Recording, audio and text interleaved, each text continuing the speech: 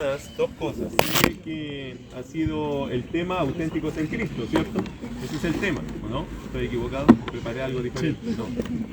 También entiendo otra cosa, que esta es la última semana y supongo que están cansados, supongo que las fuerzas son un poquito más bajas, supongo que el carácter está un poquito más frágil, supongo que las bromas se están mezclando entre un poquito más irónicas, un poquito más de verdad, un poquito más de ácido cayendo en la espalda de sus compañeros. Yo entiendo eso porque obviamente están cansados. Ahora, yo me comprometo en esta semana a dejar un tiempo para orar por ustedes, porque yo entiendo esto del cansancio en el ministerio. Hacemos como iglesia nosotros una semana, y cuando nosotros estamos en vacaciones en familia, que es nuestro proyecto, es una semana de full trabajo. Entonces, una semana, ustedes llevan 4 semanas, entonces algunos van a andar eléctricos naturalmente. Entonces, aparte de la falta de cansancio, la falta de descanso, ¿cierto? Acumulación de cansancio, se puede traer muchas cosas que son complicadas. Entonces me comprometo a mantener un tiempo de oración cada día por el equipo. Por el equipo. Yo creo que eso es importante, sobre todo la última semana. Ustedes saben que la última vuelta, los corredores, allí es donde aflojan. Saben ustedes que esa es la última, por eso toda la gente se mentaliza la última vuelta porque esa es la más pesada. Y sientes que el otro te pasa y hay desesperación porque uno se siente más agotado. Entonces, siempre la última semana puede ser más escandalosa de alguna forma, un poquito más difícil. Por eso se requiere mucha oración para esta semana. Y también alguien me dijo ayer que esta semana tienen una cantidad alta de incrédulos. Entonces eso genera también una expectativa y un deseo de que Dios alcance a muchos de ellos. Pero justo estamos en la semana más cansada. Entonces hay que orar, porque las fuerzas no son de nosotros, son de Dios. Ahora, decidí traer para ustedes algunas lecciones de autenticidad y su importancia basadas en el Evangelio de Lucas. Así que si abren sus Biblias en Lucas ya avanzamos con algo. Quiero que termines, espero esta semana animado en lo que el Señor enseña respecto de este tema, de la autenticidad, ¿cierto? Auténticos en Cristo. Y que esto no solo te sirva, yo creo que la autenticidad en Cristo no te sirve solo para esta semana. La autenticidad en Cristo te sirve para tu vida completa y tu ministerio, toda la vida. Eso es lo que a veces la gente critica de muchos cristianos, ¿no? Que no parecen tan auténticos. Que pareciera que el cristiano es cristiano allá en la iglesia, pero fuera de la iglesia o en otros círculos sociales no es tan cristiano. Y eso es lo que generalmente se le ha criticado al creyente, se le ha criticado a la iglesia en general. Yo creo que todo creyente, y por eso también me gusta el tema, porque todo creyente tiene la capacidad o tiene el peligro de convertirse en un hipócrita. ¿Lo escuchó? Todo creyente tiene el potencial de convertirse en un hipócrita. Por ejemplo, tenemos inclinación a ser orgullosos. Levante la mano quien dice sí, tenemos inclinación. Estoy de acuerdo con esa declaración. Okay, la mayoría. Que pecadores, ¿cierto? La mayoría de nosotros tendemos a justificar nuestros errores en lugar de reconocerlos. ¿Podrías confesar pecado en eso también? Lo justifico más que lo reconozco. Primero me tienen que atrapar y ya, bueno, sí es verdad, pero luchamos todo el rato en justificar una acción. Luchamos con proteger nuestra imagen como de lugar. Hay alguien que dice, es verdad, yo protejo mi imagen. ¿Leyó su Biblia? Sí, no, yo la leí la semana pasada. Gracias a Dios que no me preguntó la otra pregunta, ¿cierto? Leyó su Biblia nomás, pero ¿cuándo fue? No, yo la leo, yo estoy con el Señor. Siempre protegemos nuestra imagen. Por sobre muchas cosas no queremos quedar mal con las personas, no nos gusta sentirnos que nosotros no somos igual o mejor que otros. Luchamos con eso. Eso es parte de la naturaleza en nuestra esencia en realidad. Y otra cosa interesante que nosotros luchamos con proteger nuestra imagen, también nos gusta creer que tenemos pecado, pero poco. Eso nos encanta a nosotros, los creyentes. Me gusta, sí, no, yo soy pecador, pero poco. Tampoco es que soy ese gran pecador, no, sí, yo peco, pero poco. En realidad, la depravación, la corrupción que está en la vida de los creyentes es mucha. Y a más te acercas al Señor, más te vas a dar cuenta que eres un terrible pecador. Si no, pregúntale al apóstol Pablo qué pensaba de sí mismo. ¿Qué dijo Pablo de sí mismo? Romanos capítulo 7, ¿recuerdan? Miserable de mí. ¿Quién me librará de este cuerpo de muerte? Pablo, siendo un gran apóstol, un hombre consagrado, pero muy cercano al Señor, hermano, esto es lo que pasa. Mientras más estés cerca de la gloria de Dios, más se nota tus pecados. Mientras más luz, más claridad. Entonces, mientras más cerca del Señor, tú te sientes más indigno. No hay nadie que se está acercando al Señor que se sienta más digno. Se siente más indigno, es como yo, ¿qué hago yo aquí? Yo no soy digno de esto porque el Señor es tan grande, es tan santo, es tan limpio, que ¿quién soy yo? Claro, esa persona está poniéndose bajo la luz de la palabra, de la presencia del Señor, y eso te humilla. ¿Se acuerdas de Isaías? Isaías que dijo, ¡ay de mí! El día que se encontró con la santidad de Dios, él dijo, ¡ay de mí! Que soy muerto. Porque siendo hombre inmundo de labios, algunos han malinterpretado ese inmundo de labios. Porque dice, siendo hombre inmundo de labios, vi la gloria de Dios, la santidad de Dios. Querido hermano, mientras más cerca estás de la presencia de Dios, más indigno te sientes, no te sientes como, yo soy un justo. En realidad, más cerca del Señor, el sentimiento de indignidad y de gratitud finalmente, porque Dios me aceptó, es muy grande. Es muy grande. ¿Quién soy yo para estar aquí? Entonces viene mucha humildad a la vida de los creyentes que se acercan al Señor. Y una cosa más. ¿Por qué tenemos potencial de ser muy hipócritas? Porque a veces nuestra preocupación está en cuidarnos de los pecados del cuerpo, los evidentes, los que se ven, pero no así de los pecados del espíritu. ¿Sabe cuál es la diferencia?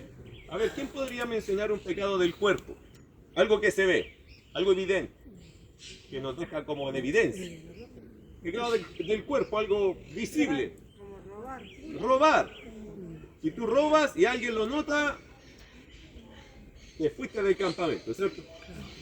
La gula, el chisme,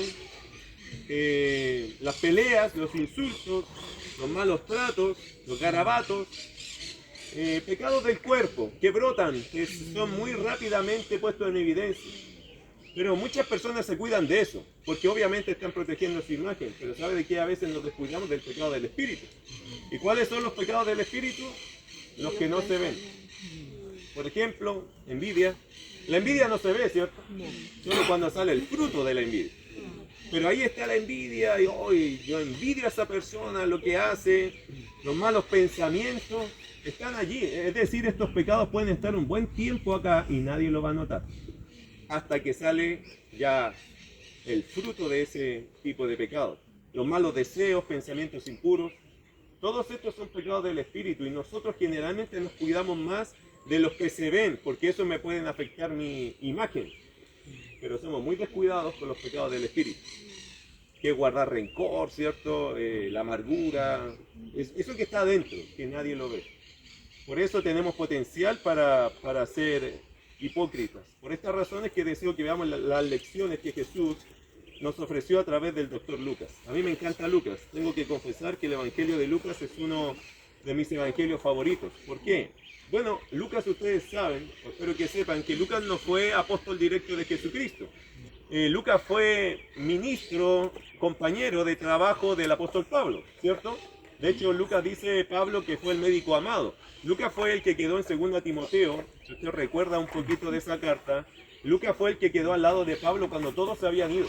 Y creo que Pablo lo dejó a Lucas allí porque Pablo ya estaba enfermo, sentía frío, la situación estaba muy inhóspita. Y creo que Pablo le dijo a todos, vayan al ministerio, pero Lucas, quédate conmigo porque ya me queda poco y yo me siento frágil.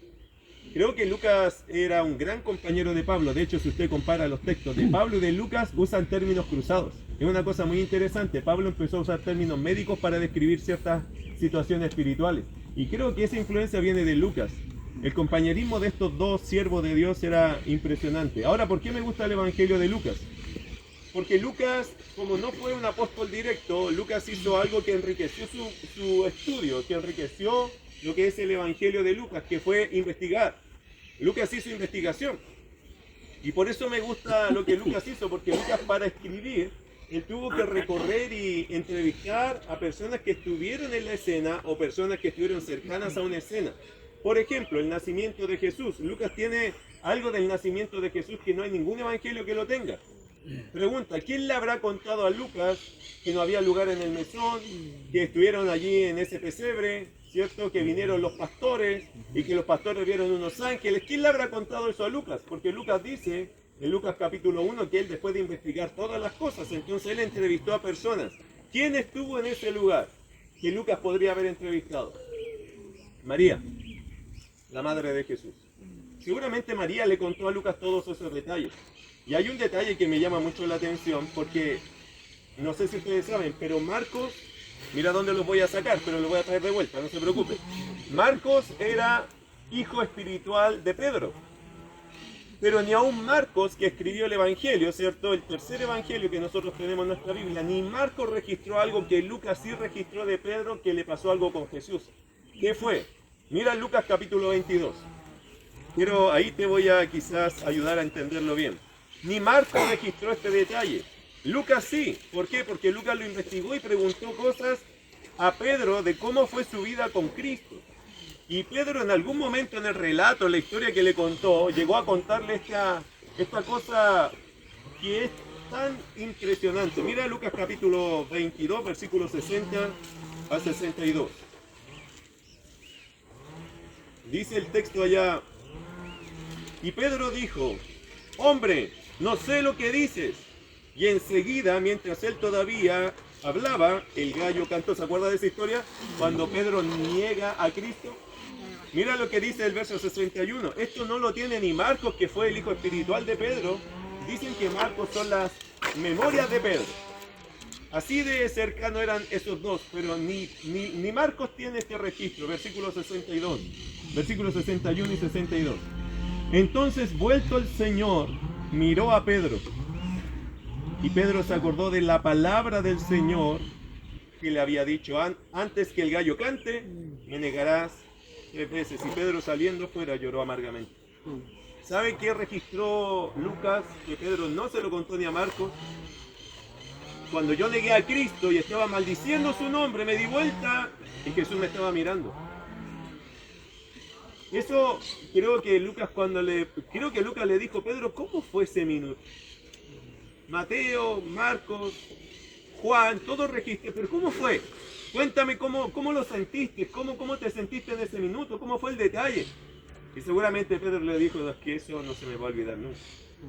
Porque yo estaba diciendo, yo no lo conozco, yo lo maldigo, ¿quién es ese? Y cuando me doy vuelta, el Señor me estaba mirando. Y eso yo creo que Pedro le penetró en su alma, en su corazón. Yo lo negué. Lo negué y lo estaba negando con tanta algarabía, con tanto énfasis, y me doy vuelta y el Señor me estaba mirando. Y cuando me miró, trajo a mi memoria su mirada esa palabra que él me había dicho. Cuando el gallo cante, me negarás 3 veces. Por eso me encanta Lucas. Porque me hace pensar en cómo él investigó, cómo él trajo el Evangelio, cómo trajo los detalles del Evangelio a su Evangelio. Lucas tiene mucho material. Yo quizás con eso lo único que quiero decirte es lee Lucas. Quizás lo único que quiero decirte es lee Lucas, porque vas a aprender en cosas de Lucas o en Lucas del Señor que son maravillosas. Creo que este campamento debe tener a Cristo en medio, ¿cierto? Por eso traje algo del Evangelio de Lucas, porque quiero que hablemos de Cristo. Y cómo Cristo tuvo algunas entrevistas que son impresionantes. Y hablando de autenticidad, esta semana nos enfocaremos en 3 lecciones. La primera de ellas se encuentra en Lucas 17. Vaya allá, por favor. Ahí comenzamos hoy día nuestros estudios. Lucas capítulo 17, versículo 1 al 4. Van a leer conmigo, ¿ok? Ustedes siguen lo que más puedan, pero lean. Lean allá Lucas capítulo 17, verso 1 al 4. Nuestro amado Señor Jesús dijo lo siguiente, lea conmigo. Dijo Jesús a sus discípulos, imposible es que no vengan tropiezos, mas ay de aquel por quien vienen. Mejor le fuera que se le atase al cuello una piedra de molino y se la arrojase al mar, que hacer tropezar a uno de estos pequeñitos. Mirad por vosotros mismos. Si tu hermano pecare contra ti, repréndele, y si se arrepintiere, perdónale. Y si 7 veces al día pecare contra ti, y 7 veces al día volviere a ti, diciendo, me arrepiento, perdónale. Buen pasaje, ¿no? Este pasaje tenemos que estudiarlo, es obvio, es lectura obligatoria para este campamento. Somos auténticos en Cristo, y entonces, ¿qué hay que hacer con este pasaje? Creo que hay que tomar esa lección, mirad por vosotros mismos. Esta es una conversación. Ahora nos vamos a dedicar a observar la Escritura. La Biblia nos va a hablar. Y lo primero que notamos acá, versículo 1, dijo Jesús a sus discípulos. Por lo tanto, esta es una conversación que Jesús sostiene directamente con sus seguidores, con sus estudiantes, con sus discípulos, y esto ya nos sirve para saber que el relato es una lección formativa para sus estudiantes. Jesús, hermanos queridos, a esta etapa, ya en Lucas 17, el Señor ya no estaba tanto trabajando con la gente. Usted sabe que la multitud ocupa mucho tiempo. Jesús trabajó con la multitud en la etapa de... Bueno, Jesús tiene 3 etapas, no sé si usted lo sabe. Pero en la etapa del silencio, la etapa de la fama y la etapa de la oposición. En este minuto Jesús está transicionando de su etapa de ser muy conocido a la etapa ya final de la oposición. Por lo tanto, en ese transicionar de su propósito, lo que él está haciendo ahora no es enfocarse tanto en la multitud. Las multitudes te ocupan mucho tiempo, requieren de muchas atenciones. Pero Jesús ya sabía algo, me queda poco tiempo, voy a salir, voy a morir, voy a resucitar, voy a ascender, me voy a ir. Entonces ahora su trabajo está más enfocado en preparar a los que se van a quedar, sus estudiantes, sus discípulos. Entonces Jesús en esta transicionar se está enfocando en darle lección a sus discípulos para prepararlos para el ministerio. Por eso el versículo 1 es clave, diciendo que él tiene un énfasis ahora, hablar con sus discípulos. Y quería enseñarle esto a creyentes maduros o a los que iban más adelante. Ustedes, hermanos, van más adelante que los chicos que están aquí en el campamento. Entonces esta lección es propia para ustedes también. Si no logramos esto nosotros, no le pidan a los acampantes que lo logren. Jesús quería anticipar a sus estudiantes, a sus discípulos, a los primeros que tenía allí, para prepararlos para el ministerio. ¿Qué quería decirle Jesús a ellos? Mira lo que dice el texto. Jesús dijo a sus discípulos, ¿qué dijo? ¿Qué dijo? Imposible es que no vengan tropiezos. La palabra imposible, ¿qué significa? Fácil, no es posible. Imposible no es posible. Es decir, esto tiene que pasar. Escucha bien, ¿qué es lo que tiene que pasar? ¿Qué significa eso? Que esto es parte de la vida que experimentaremos. Hay algunos que dicen, a mí no me gusta ir a la iglesia porque siempre que voy tengo problemas. Es que eso siempre va a pasar. Ay, a mí no me gusta hacer ministerio porque siempre hay alguien que se enoja o nos enojamos. Es que eso siempre va a pasar. Es como tratar de venir a servir un campamento y creer que nunca vas a trasnochar. Imposible. Imposible. O que vas a servir con los muchachos acampantes y que nunca alguien de ellos no te va a generar un problema. Imposible. No venga a servir a un campamento si usted cree que no va a trabajar. Eso es imposible. Nadie trae a alguien al equipo para que no trabaje. ¿Entiende eso? ¿Por qué? Porque es imposible. El trabajo, el ministerio requiere cosas y esas cosas siempre van a ser así, donde usted esté. Jesús dijo algo. Imposible es que no vengan, como dice allá, tropiezos. Hermano querido, eso es parte de la vida cristiana. No te puedes librar de eso. Por lo tanto, en cada iglesia de nosotros, más de alguien va a hacer tropezar a otra persona. En el campamento, más de alguien va a hacer tropezar a alguien. Es que eso es imposible que no pase. Pasa mucho tiempo con alguien en un grupo y te vas a dar cuenta que esas cosas comienzan a suceder. Ahora, dice imposible es que no vengan tropiezos. ¿Qué es tropiezo? Escúchalo bien. La Dios habla hoy, la versión Dios habla hoy, dice incitaciones al pecado. La Biblia de las Américas y la NBI traducen tropiezo.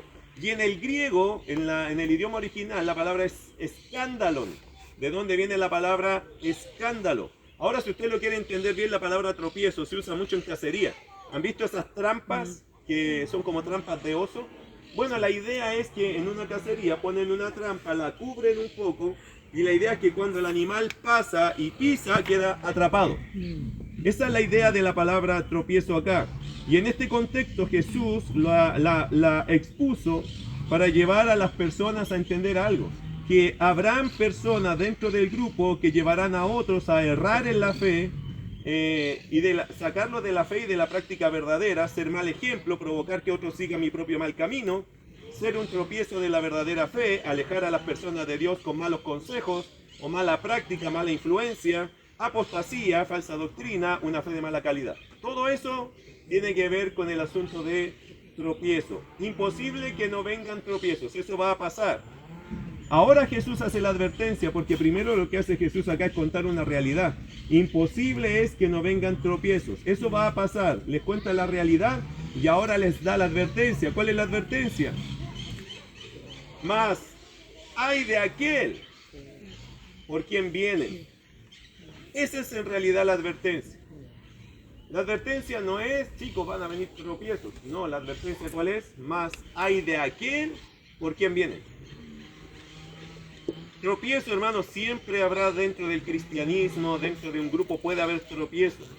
El asunto que nos debe preocupar no es eso, sino que esos tropiezos se provoquen por culpa mía o por culpa nuestra.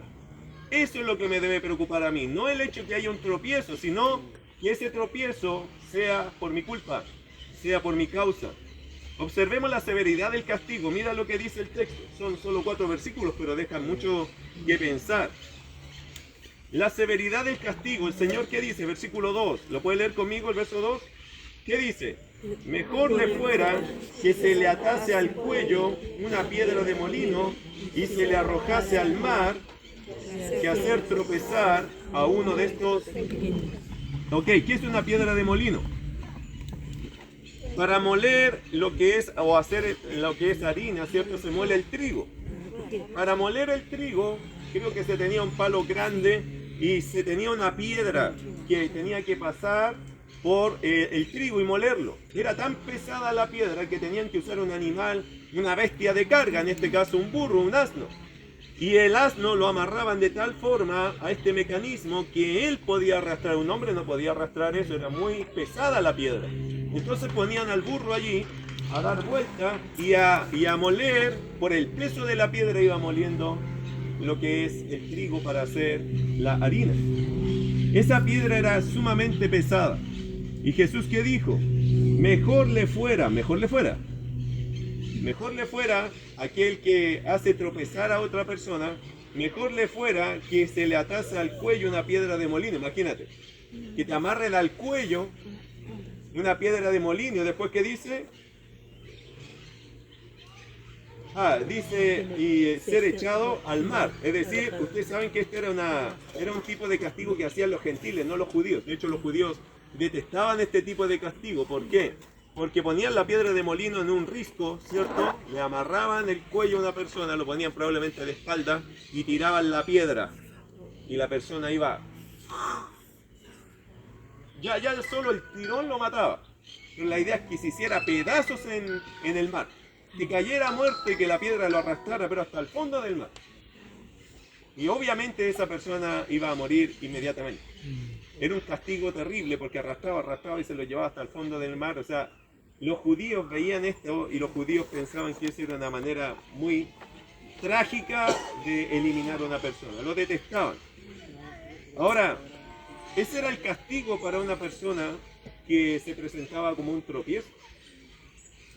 Ahora mira versículo 2. Hay una parte final allá que hay que observar. Dice, y se le arrojase al mar que hacer tropezar a uno de estos pequeñitos. ¿Quiénes son los pequeñitos acá? Bueno, mira Mateo 18:6. Siempre podemos ir a otro evangelio si es que tiene la historia o tiene la palabra. Mira Mateo 18:6.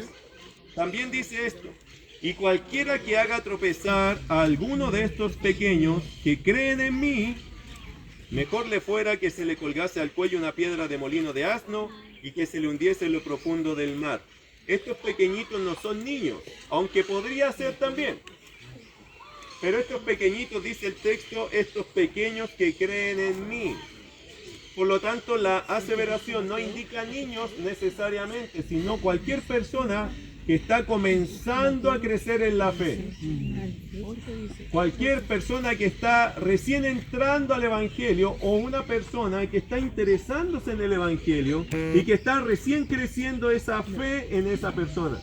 Ya sea que ya cayó a la gracia, digamos que ya se salvó, o una persona que ya se salvó pero que está recién creciendo y aprendiendo. ¿Han visto esas nuevas personas? Esas nuevas criaturas que son hermosos, esos hermanos. El viernes pasado se convirtió uno en nuestra iglesia, un joven de pelo largo así, Martín se llamaba él. Interesante que Martín, él lleva un año leyendo la Biblia y se convirtió por el testimonio de la palabra y el buen testimonio de una familia de la iglesia. Andaban en un campamento que no era Tierra Alta, lo siento, pero andaban en otro. Y en ese campamento hicieron buenos lazos con esta familia y este hermano lo tomó y hablaban y eso lo terminó de conquistar a él. Llegó a la iglesia y él sintió que la iglesia lo abrazó con amor. De hecho, su testimonio era, son tan hermosos ustedes, son tan amorosos que obviamente aquí está Dios. Todo eso lo apoyó a él para que diera su paso de fe. La palabra y ver a una iglesia que representaba lo que él decía, reflejaba la palabra. Hermano, importante no se retropiece. Imagínate que Martín, recién llegando, se encuentra con un hermano que lo hace tropezar.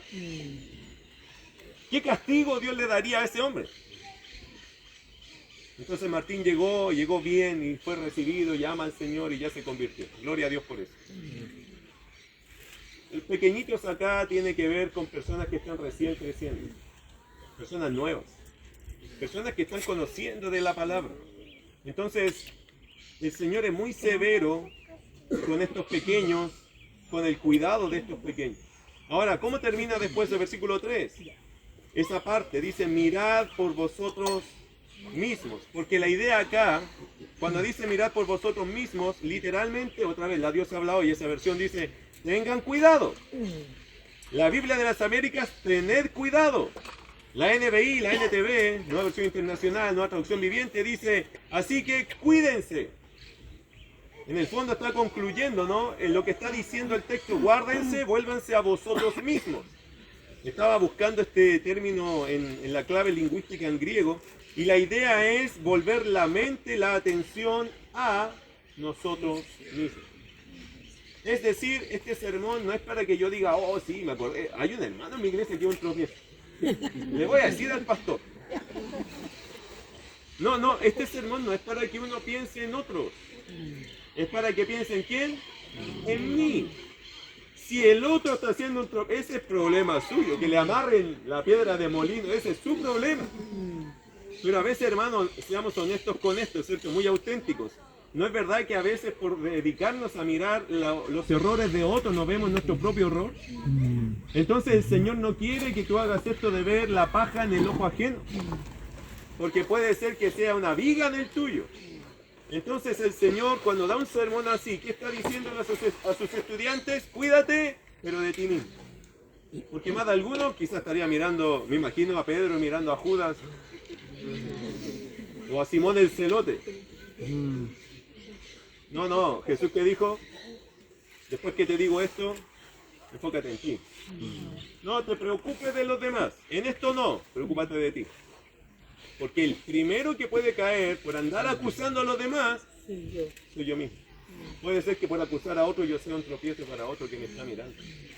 ¿Y por qué te andas acusando a otro en vez de ir a ayudar a tu hermano? Ya le fui un tropiezo al otro. Y yo quería que se denunciara el otro que era un tropiezo. ¿Entiendes lo que digo? Entonces Jesús, ¿qué está diciendo? Cuídate. Tú guárdate. Protégete. Protégete. ¿De qué? De ser un tropiezo de otros. Cuida por tu caminar, por tu testimonio, por tu forma de ser, por las cosas que tú haces. Concéntrate en ti. Porque si no te concentras en ti, hermano, es fácil caer en esto. Sobre todo cuando estamos en una cosa tan intensa como un campamento, es fácil caer en esto. Bueno, sigue el pasaje.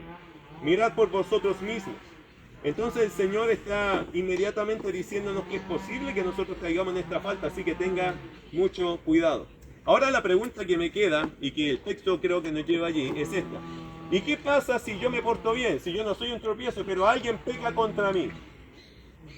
¿Qué pasa si yo haciéndolo bien, otro viene y lo hace mal? Y es contra mía.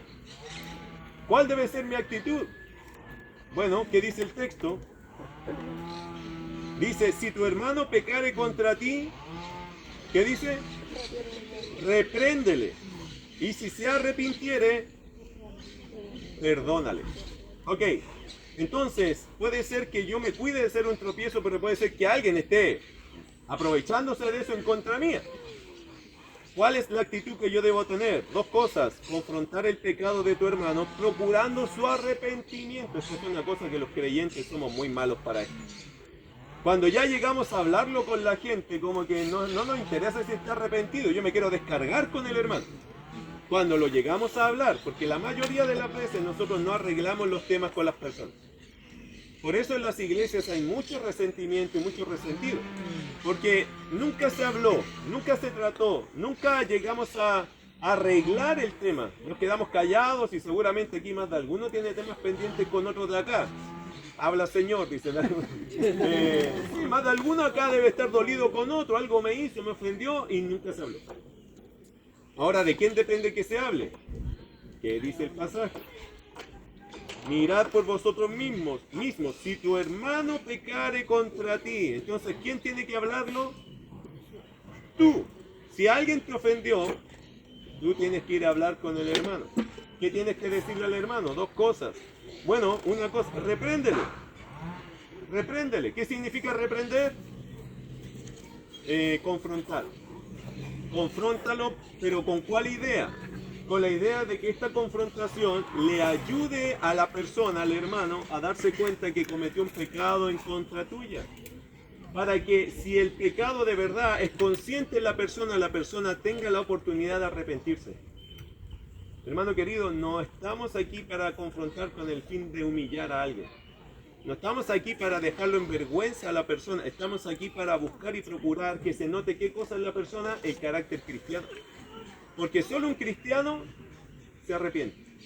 El que no es cristiano le da lo mismo, no es un tema para esa persona. Puede ir ofendiendo a 1000 personas y tú le dices, oye, pero esto es ofensivo. No le importa. Por eso, hermano, la idea de reprender es que la otra persona nazca, fluya en un carácter cristiano. Se muestre Cristo en la persona. Bueno, confrontar el pecado. Y si se arrepiente, porque logra ver su pecado y le pesa de verdad, dice, sabes hermano, me trataste con amor, con verdad, me doy cuenta de mi error, te quiero pedir perdón sinceramente, no me había dado cuenta del peso que tenían mis acciones en contra tuya. Y te abraza, te dice, ¿me puedes perdonar? ¿Qué tienes que hacer tú ahí? No, chao, nada. Yo venía a decirte las cosas, no, arréglatelas tú con el Señor. No, hermano, ahí está tu pecado otra vez. ¿Qué tienes que hacer tú? Venga, mi hermano, tranquilo. No lo haga nunca, no. Perdónale. Hermano, el perdón, ¿qué significa? Le otorgo a este hermano la libertad. Lo dejo libre. No me deben nada. No me deben nada. No hay una deuda entre nosotros. Hay un perdón. Así como Cristo me perdonó, yo te estoy perdonando. No me deben nada. Estamos bien. Esto se acabó aquí. No se habla más del asunto. Algunos dicen que perdonar es olvidar. Mentira. ¿Cómo vas a olvidar? ¿Acaso te viene amnesia? Perdonar no es olvidar, hermano. Ahora entiendas esa frase. Yo creo que esas son frases que se inventan como para vender esquelas y cuestiones así, pero de verdad que perdonar no es olvidar. Perdonar es que lo que yo sé que nos pasó no va a influenciar mi vida para relacionarme contigo. Que voy a poder vivir contigo y proyectar un presente y un futuro sin problema, porque eso no es que yo lo olvidé. No, pero yo no lo considero importante. Ya pasó, ya fue, sí nos pasó una vez esto, pero lo arreglamos y somos buenos hermanos. Perdonar, hermano, no es olvidar, es no permitir que esa ofensa dañe mi relación presente y futura con mi hermano. Eso es la idea. Porque ¿quién olvida las ofensas? Casi nadie, ¿cierto? Siempre quedan ahí, pero ya no duele. La visito en mi memoria, pero ya no me duele, porque eso me hace recordar lo lindo que fue cuando nos perdonamos. Cuando hablamos con el Señor, oramos, lloramos y se arregló la situación. Bueno, lo primero que hay que hacer, y mira cómo Jesús condiciona esto para que esto sea siempre una práctica real. Versículo 4, y si 7 veces al día pecare contra ti, y 7 veces al día volviere a ti, diciendo me arrepiento, ¿qué dice? Ya, tenemos que ser auténticos en Cristo, ¿cierto? Si tú tuvieras una persona que te ofende hoy día, y al ratito dice, hermano, yo te ofendí, te anduve pelando con el Johnny ahí, hablamos, te descueramos, te pusimos al sol el cuero allí, pero sabes, me arrepiento, ¿me puedes perdonar? ¿Y qué hablaste de mí? No, un montón de cosas, pero ¿me puedes perdonar? Estoy súper arrepentido. Sí, te perdono. Y a la hora de almuerzo vuelve de nuevo y te queda mirando. Hermano, otra vez te peleé. Otra vez saqué tu cuero, lo puse al sol ahí con un... ¿Con quién fue ahora? Con el Jared ahora. ¿Y me dejaste mal con el director? Sí, pero sabes que estoy súper arrepentido. Le dije a Jared que me perdonara, que voy a hablar contigo, ¿me perdona? Sí, bueno, te perdono. Después del rato de piscina, se acerca a ti ahí todo mojado, se sienta en la orilla de la piscina y te queda mirando y tú le dices, no me digas. Y entre el agua y las lágrimas, que otra vez te peleé. Es que no sé qué me pasa contigo, me gusta hablar de ti, no sé, tienes algo, una conexión conmigo. ¿Me perdonas? Imagínate, Jesús le dice, si 7 veces al día, para no alargar más esto, porque al final le puedo poner 4 ejemplos más para llegar a 7, para que ya entendió, ¿cierto? Si 7 veces al día una persona se te acerca y de verdad está arrepentido, la tarea mía no es decirle ya. Mira, 6 veces, ya, pero ya no te creo. No es lo que Jesús dijo. Si de verdad la persona está arrepentida, dolida, afectada, perdónale. Y hermano, siendo auténticos, no sé si en Cristo, pero auténticos por lo menos, no me digas que no cuesta. Yo tenía una hermana en la iglesia que cada vez que teníamos Santa Cena, cada cierta Santa Cena, venía y lloraba, me abrazaba, pastor, perdón. Y estaba arrepentida y yo no tenía idea de quién le tenía que pedir perdón. Sí, hermana, yo la perdono. Después venía otra Santa Cena. Pastor, perdóneme. Esto que les conté a ustedes, a mí me pasaba en la Santa Cena con esta hermana. Yo nunca supe de quién la tenía que perdonar, pero ella venía arrepentida y yo dije, hermana, sí, la perdono. No tengo idea de qué. ¿Y qué habrá hecho? Ni le quería preguntar. Pero yo aprendí algo que el Señor nos pide. Si alguien viene arrepentido a ti, tienes que perdonar. Entonces, la lección de hoy día, ¿cuál es? Que debemos cuidar de transformarnos en un tropiezo. ¿Amén? Amén. Tú no debes ser un tropiezo para nadie. Esto tiene una sentencia severa delante de Dios. Es Dios el que va a cobrar esto. Es el Señor que dice, cuidado con esto. Porque si tú dañas a un pequeñito, si tú haces caer o tropezar, o que ese pequeñito en vez de ir a la iglesia, ya no quiere ir a la iglesia. Nos pasó una vez, hermano, que ganamos después de un campamento, ganamos a un chico que, Manuel, siempre me voy a acordar de Manuel. Tenía pelo largo, venía del mundo, hermano. El último día de campamento, dice Manuel, recibía a Cristo, todos felices. Fue a la iglesia el primer domingo, emocionado, y el pastor estaba en la puerta, le dice, si no te cortas el pelo, no entras más aquí. Y nunca más entró allí. ¿Cómo no te va a dar rabia eso? O sea, después tuvimos que nosotros leer este versículo y perdonar al pastor, ¿entiendes? Pero yo entiendo algo, a veces nuestras costumbres, nuestras tradiciones son tan fuertes que no podemos ver la obra de Cristo. El pastor estaba lejos de esa jugada, él no supo nunca lo que costó que ese chico aceptara a Cristo. Lo que nos emocionó a nosotros. Él no estaba en ese campamento. Hermano, pero de alguna manera nuestras tradiciones a veces afectan tanto nuestra... Creemos que eso es espiritual. Y por eso a veces somos de tropiezo para la gente. Porque le ponemos todo un reglamento sin saber si la persona... Le habrán preguntado, oye, tú eres visita, eres nuevo, conoces a Cristo, sí, lo recibí en el campo. No hubo tiempo para el diálogo. Lo primero que hubo una imposición de un legalismo que se impuso en la iglesia. Porque se supone que con eso cuidamos la santidad. Hermano, ¿eso protege la santidad o eso daña al nuevo creyente? Siempre me he preguntado hasta qué punto nuestras reglas son reglas que la Biblia puso. Si no puedes ver a Cristo en todas las cosas, hermano, ten cuidado con las reglas que tú te impones. Entonces, no debemos ser tropiezos para nadie. Todos nosotros un día vamos a dar cuentas a Dios. Y espero que tus cuentas sean tan lindas, tan buenas, que el Señor diga gracias por ayudar en la obra. Y no, hiciste tropezar a varios. Hiciste tropezar a varios. Y eso está mal. Así que, querido hermano, primero, cuídate a ti mismo. Y segundo, si somos afectados por otro, ¿qué tienes que hacer? Perdone. Perdone. No junte nada allí en su corazón. Perdónelo. Antes que la persona venga, perdone. Para que cuando venga, usted ya no tenga ninguna cuenta que pasar. Así vas a vivir en paz tú. Dios va a estar contento contigo y tú vas a poder ser una bendición para ese que viene arrepentido. Y va a ver en ti ¿a quién? A Cristo. Eso es Cristo. ¿Se acuerdan cuando Él estaba en la cruz? Padre, perdónalos. Ese pasaje tienes que estudiarlo. Padre, perdónalos porque no saben lo que hacen. Lo habían crucificado recién, lo habían maldecido recién, lo habían condenado recién, pero Él se pone entre Dios y los hombres a decir, Padre, perdónalos, porque no saben lo que hacen. Él aboga por los que lo maldecían y lo castigaban. Tenemos que aprender mucho de Cristo para nosotros. Así que los animo, los desafío con este pensamiento. Vamos a orar. Quiero que ores por ti mismo, ¿qué te parece? Ora por ti mismo, tómate un minuto luego de esto, me gustaría dirigirte en oración también, pero ora por ti.